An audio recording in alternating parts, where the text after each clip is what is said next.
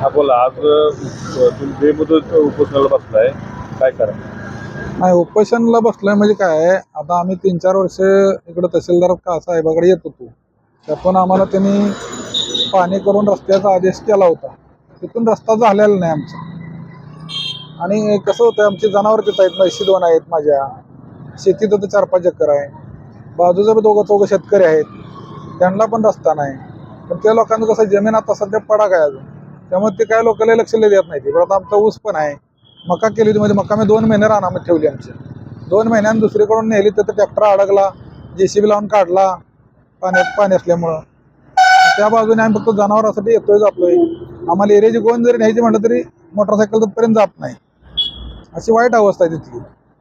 आणि जिथून सर्वे नंबरचा रोड असून जर काही शेतकऱ्यांनी आम्हाला रस्ता द्यायचा नाही ठरवलंय, ह्याच्यापेक्षा आता आम्ही काय सांगायचं, मला उपोषण करायला काय करायचं? ज्या जमिनीत आपल्या स्वतः जाता येत नसलं आपल्याला.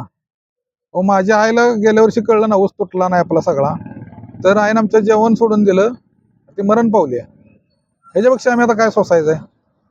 गावात नुसतं सगळे लोक म्हणतात, नाही रस्ता तुमचा होतोय, हा करतो आम्ही, तो करतो. कोण करत नाही हो काय, ते फक्त सांगतात नुसतं. तहसीलदारांचं काय? तहसीलदारने आदेश केला होता, तिथून मंडल अधिकाऱ्यांनी रस्ता केलाच नाही, दुसरीकडून करायला लावला गेल्या वर्षी मार्च मध्ये.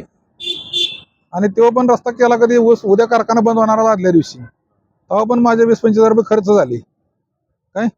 आणि परत त्या शेतकऱ्यांनी बंद केला. ते म्हणते तुम्हाला आदेश कुठून आहे?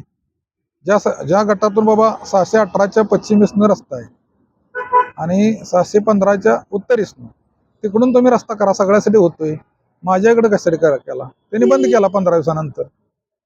आता ते संघ अजून आम्ही वादच करायचा का? त्यांची जमीन आमच्या खालीच आहे, सुळे म्हणून नाहीत काय, ते दोघं भाऊ आहेत. सुळ्यांची जमीन आमच्या शेजारी, 613 गट नंबर त्यांचा आहे, 614 आमचा आहे. आणि 15च्या आणि 18च्या 14च्या असा समोरून सर्वे नंबर आहे. त्या रोडवरून म्हणजे पूर्वी आम्ही तर कोणच यायचो.